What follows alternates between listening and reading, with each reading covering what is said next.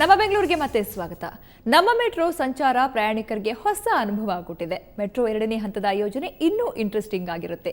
ಯಾಕಂದ್ರೆ ಚಾಲಕನೇ ಇಲ್ಲದ ರೈಲು ಓಡಿಸೋಕೆ ಯೋಜನೆಯನ್ನ ರೂಪಿಸಲಾಗ್ತಿದೆ.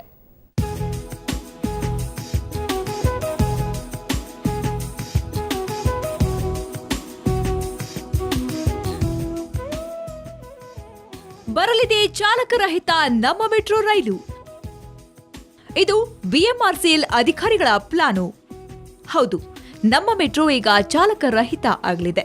ಮೆಟ್ರೋ 2ನೇ ಹಂತದ ಕೆಲ ಮಾರ್ಗಗಳಲ್ಲಿ ಚಾಲಕರಹಿತ ರೈಲುಗಳನ್ನು ಓಡಿಸೋಕೆ ಬಿಎಂಆರ್ಸಿಎಲ್ ಅಧಿಕಾರಿಗಳು ಯೋಜನೆ ರೂಪಿಸಲಿದ್ದಾರೆ. ಜಯನಗರದ ಆರ್ವಿ ರಸ್ತೆಯಿಂದ ಬೊಮ್ಮಸಂದ್ರ ಹಾಗೂ ಗೊಟ್ಟಿಗೆರೆಯಿಂದ ನಾಗವಾರದವರೆಗೆ 2 ಹೊಸ ಮಾರ್ಗಗಳಲ್ಲಿ ಚಾಲಕರಹಿತ ಮೆಟ್ರೋ ರೈಲುಗಳನ್ನು ಓಡಿಸಲಾಗುವುದು. ಕಂಟ್ರೋಲ್ ಸಿಸ್ಟಮ್ ಸೇಮ್ ಇರುತ್ತೆ, ಅದರಲ್ಲಿ ವ್ಯತ್ಯಾಸ ಮಾಡಲಿಕ್ಕೆ ಸಾಧ್ಯ ಇಲ್ಲ.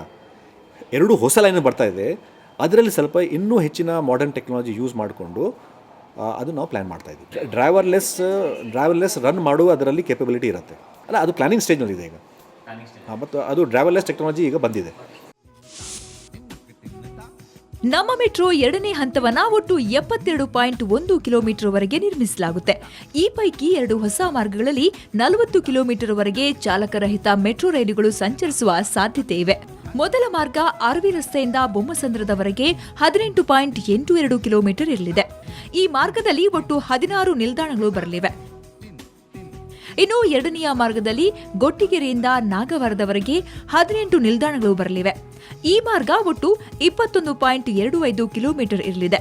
ಈ ಪೈಕಿ 6.98 ಕಿಲೋಮೀಟರ್ ವರೆಗೆ ಎತ್ತರಿಸಿದ ಮಾರ್ಗ ಹಾಗೂ 13.79 ಕಿಲೋಮೀಟರ್ ವರೆಗೆ ಸುರಂಗ ಮಾರ್ಗಗಳಲ್ಲಿ ಚಾಲಕರಹಿತ ಮೆಟ್ರೋ ರೈಲು ಓಡಲಿದೆ. ಈಗಾಗಲೇ ಅಗತ್ಯ ಜಮೀನು ಸ್ವಾಧೀನ ಮಾಡಿಕೊಳ್ಳೋಕೆ ಬಿಎಂಆರ್ಸಿಎಲ್ ಮುಂದಾಗಿದೆ.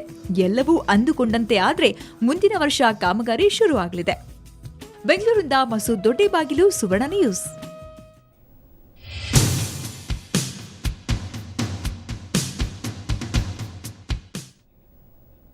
ಬೆಂಗಳೂರಿನ ಹದಗೆಟ್ಟ ರಸ್ತೆಗಳೆಲ್ಲ ಹೊಸ ರೂಪ ಪಡಿತಾ ಇವೆ. ಡಾಂಬರೀಕರಣಗೊಂಡು ಲಕ್ಕಲಕ್ಕನೆ ಹೊಳಿತಾ ಇವೆ.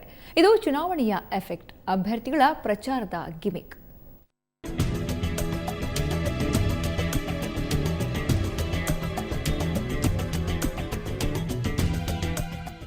ಪಳಪಳ ಹೊಳೆಯೋ ರಸ್ತೆ, ತಗ್ಗು ಗುಂಡಿಗಳಿಲ್ಲ. ಇತ್ತೀಚೆಗಷ್ಟೇ ಡಾಂಬರೀಕರಣಗೊಂಡಿರೋ ರಸ್ತೆಗಳು ವಾಹನ ಸವಾರರಿಗೆ ಖುಷಿ ಕೊಡ್ತಿವೆ.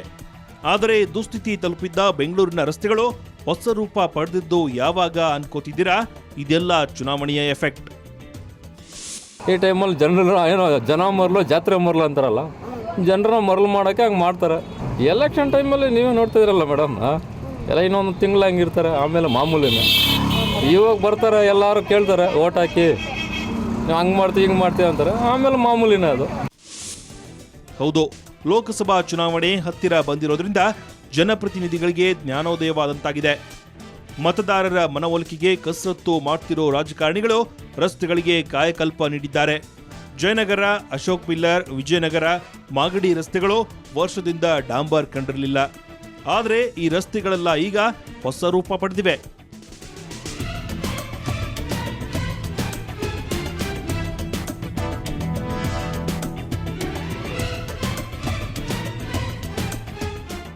ರಸ್ತೆ ರಿಪೇರಿ ಹಿಂದೆ ಮತ್ತು ಒಂದು ಕಾರಣ ಇದೆ. ಭರ್ಜರಿ ಪ್ರಚಾರ ಮಾಡ್ತಿರೋ ಅಭ್ಯರ್ಥಿಗಳು ಇದೇ ರಸ್ತೆಗಳಲ್ಲಿ ಸಂಚರಿಸಬೇಕು. ಹಾಗಾಗಿಯೇ ಇವುಗಳ ದುರಸ್ತಿಯತ್ತ ಚಿತ್ತ ಹರಿಸಿದ್ದಾರೆ. ರಸ್ತೆಗಳಿಗೆ ಡಾಂಬರ್ ಹಾಕಿರೋದು ಪ್ರಯಾಣಿಕರಿಗೇನೋ ಖುಷಿ ತಂದಿದೆ. ಆದರೆ ಲೋಕಸಭಾ ಚುನಾವಣೆ ಮುಗಿದ ನಂತರ ಮತ್ತೆ ಈ ಜನಪ್ರತಿನಿಧಿಗಳನ್ನ ಎಲ್ಲಿ ಹುಡುಕೋದು ಅನ್ನೋ ಪ್ರಶ್ನೆ ಕಾಡ್ತಾ ಇದೆ. ಅದೇ ಎಲೆಕ್ಷನ್ಗೋಸ್ಕರ ಬರ್ತಾ ಇದ್ದಾರೆ, ಎಲ್ಲ ಕ್ಲೀನ್ ಮಾಡ್ತಾ ಇದ್ದಾರೆ. ಇಲ್ಲಾಂದರೆ ಅವ್ರ ಮನೆ ಹತ್ರ ಒಂದು 10 ಸರಿ ಹೋದ್ರೂ ಬಂದು ಈ ಕಡೆ ನೋಡಲ್ಲ. ಮನೆಗಳೆಲ್ಲ ಬಿದ್ದೋಗ್ಬಿಟ್ಟಿದೆ, ಎಲ್ಲ ಮೋರಿಗಳೆಲ್ಲ ಬಿದ್ದೋಗ್ಬಿಟ್ಟಿದೆ. ಇವಾಗ ರೆಡಿ ಮಾಡ್ತಾ ಇದ್ದಾರೆ ಅಷ್ಟೇ. ಇವಾಗ ಎಲೆಕ್ಷನ್ ಬರ್ತಾ ಇದೆಯಲ್ಲ, ಇವಾಗ ರೆಡಿ ಮಾಡ್ತಾ ಇದ್ದಾರೆ. ಇದು ಅದಕ್ಕೆ ಮುಂಚೆ ಮನೆ ಹತ್ರ ಹೋಗಿ ಕಾಲು ಕೈ ಹಿಡಿದ್ರೇನು ಇಲ್ಲ ಅಂತ ಹೇಳಿ ಕಳಿಸ್ತಾರೆ. ಯಾರು ಬರೋದೇ ಇಲ್ಲ. ಇದು ಎಲೆಕ್ಷನ್ ಗಿಮಿಕ್ ಅನ್ನೋದು ಎಲ್ರಿಗೂ ಗೊತ್ತು. ಚುನಾವಣೆ ಅಧಿಕಾರಿಗಳು ಜನಪ್ರತಿನಿಧಿಗಳು ತೋರೋ ಈ ಕಾಳಜಿ ಯಾವಾಗಲೂ ಇದ್ರೆ ಒಳಿತಲ್ವಾ? ಬೆಂಗಳೂರಿನಿಂದ ಕ್ಯಾಮರಾಮನ್ ಮಂಜು ಜೊತೆ ನಂದಿನಿ, ಸುವರ್ಣ ನ್ಯೂಸ್. ಸಿಲಿಕಾನ್ ಸಿಟಿಲಿ ಟ್ರಾಫಿಕ್ ಕಡಿಮೆ ಮಾಡೋದು ಹೇಗೆ? ರಸ್ತೆ ಸುರಕ್ಷತಾ ಕ್ರಮಗಳು ಯಾವುವು? ಇದ್ರ ಬಗ್ಗೆ ಎಲ್ರಿಗೂ ಸಾಮಾನ್ಯವಾಗಿ ಐಡಿಯಾ ಇದ್ದೇ ಇರುತ್ತೆ. ಇಂತಹ ಸಲಹೆಗಳನ್ನ, ಸೂಚನೆಗಳನ್ನ ನೀವೇನಾದ್ರೂ ಕಳಿಸಿದ್ರೆ ಕೋಟಿ ರೂಪಾಯಿ ಗೆಲ್ಲುವ ಅವಕಾಶ ನಿಮಗಿದೆ. ನಿಮ್ಮ ಬುದ್ಧಿವಂತಿಕೆಯನ್ನ ಪಣಕ್ಕಿಡಿ. ಐಡಿಯಾ ಕೊಡಿ, ಕೋಟಿ ಗೆಲ್ಲಿ. ಬೆಂಗಳೂರಿನ ಟ್ರಾಫಿಕ್ ಸಿಟಿ ಅಂದ್ರೆ ತಪ್ಪಾಗಲ್ಲ. ಓಕಳಿಪುರಂ ಬಳಿ ಟ್ರಾಫಿಕ್ ನಿಯಂತ್ರಣಕ್ಕೆ ಫ್ಲೈಓವರ್ ಬೇಕು, ಕೋರಮಂಗಲ ಬಳಿ ಅಂಡರ್ ಪಾಸ್ ನಿರ್ಮಿಸಬೇಕು, ಮೇಕ್ರಿ ಸರ್ಕಲ್ನಲ್ಲಿ ಸ್ಕೈವಾಕ್ ಸೌಲಭ್ಯವನ್ನಾದರೂ ನೀಡಿ. ಇದೆಲ್ಲ ನಿತ್ಯ ಸಿಲಿಕಾನ್ ಸಿಟಿ ಟ್ರಾಫಿಕ್ನಲ್ಲಿ ಒದ್ದಾಡೋ ಪ್ರಯಾಣಿಕರ ಮಾತು. ಆದರೆ ಇನ್ಮೇಲೆ ಹಾಗೆ ಸುಮ್ಮನೆ ಸಲಹೆ ಕೊಡಬೇಡಿ. ಚೆನ್ನಾಗಿ ಆಲೋಚಿಸಿ ಸಖತ್ತಾಗಿರೋ ಐಡಿಯಾ ಕೊಟ್ರೆ ನೀವು ಕೋಟಿ ರೂಪಾಯಿ ಗೆಲ್ಬಹುದು.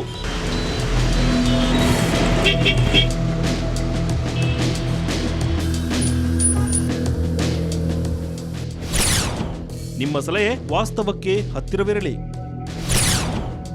ಚೇಂಜ್ ಮೇಕರ್ ವೆಬ್ಗೆ ಐಡಿಯಾ ಕಳಿಸಿ. ಪ್ರಯಾಣಿಕರ ಸಮಸ್ಯೆ ಹಾಗೂ ರಸ್ತೆ ಸುರಕ್ಷತಾ ದೃಷ್ಟಿಯಿಂದ ನಿಮ್ಮ ಐಡಿಯಾಗಳು ವಾಸ್ತವವಾಗಿ ಅಳವಡಿಸಲು ಸಾಧ್ಯವಾಗುವಂತಿರಬೇಕು. ಇಂತಹ ಐಡಿಯಾಗಳನ್ನು ನೀವು changeMaker.com ವೆಬ್ಸೈಟ್ಗೆ ಕಳುಹಿಸಿದರೆ ನಿಮಗೆ ಹಣ ಸಿಗುತ್ತೆ. UL ಮತ್ತು ಅಶೋಕ್ ಎಂಬ ಸಂಸ್ಥೆಗಳು ಇಂಥದೊಂದು ವಿನೂತನ ಯೋಜನೆಯೊಂದಿಗೆ ವೆಬ್ಸೈಟ್ ಲಾಂಚ್ ಮಾಡಿವೆ.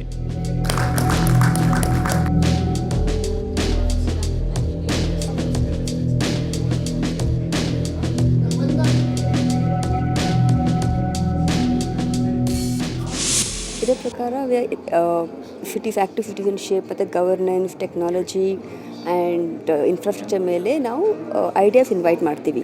ಆ ಐಡಿಯಾಸ್ ನಾವು ಮತ್ತು ಗವರ್ಮೆಂಟ್ ಜೊತೆಲಿ ಸೇರಿಬಿಟ್ಟು ಅದನ್ನು ಬ್ಯಾಂಗ್ಳೂರ್ ಅಕ್ರಾಸ್ ಇಂಡಿಯಾ ತರಕ್ಕೆ ಟ್ರೈ ಮಾಡ್ತಾಯಿದ್ದೀವಿ. So that roads become much safer and ಸಿಟಿಸನ್ಸ್ಗೆ ಚೆನ್ನಾಗಾಗುತ್ತೆ. ರಸ್ತೆ ಸುರಕ್ಷತೆಯಿಂದ ದೇಶದ ರಕ್ಷಣೆ ಸಾಧ್ಯ ಅನ್ನೋ ಅಭಿಯಾನ ಇದು.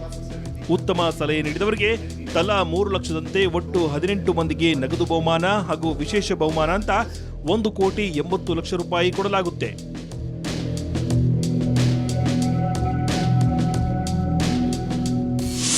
Make sure there's good awareness of what the challenges are, but also create a platform so that anyone that has a novel thought, an innovative thought on how to address road safety issues can provide an entry into the competition.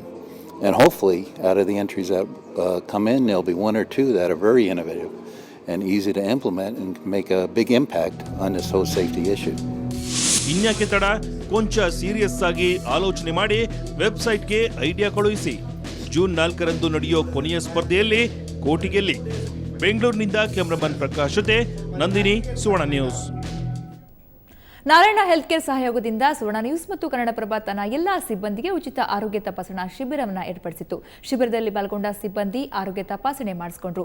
BP, sugar, kidney ತೊಂದರೆ, ECG ಸೇರಿ ಎಲ್ಲಾ ರೀತಿಯ ಪರೀಕ್ಷೆಗಳನ್ನು ನಡೆಸಲಾಯಿತು. ಇದೇ ವೇಳೆ ಸಿಬ್ಬಂದಿ ರಕ್ತದಾನ ಕೂಡ ಮಾಡಿದ್ರು. ಸದಾ ಸುದ್ದಿ ಒತ್ತಡದಲ್ಲಿರುವ ಪತ್ರಕರ್ತರು ಆರೋಗ್ಯ ತಪಾಸಣೆಯಲ್ಲಿ ಭಾಗವಹಿಸಿದ್ರು.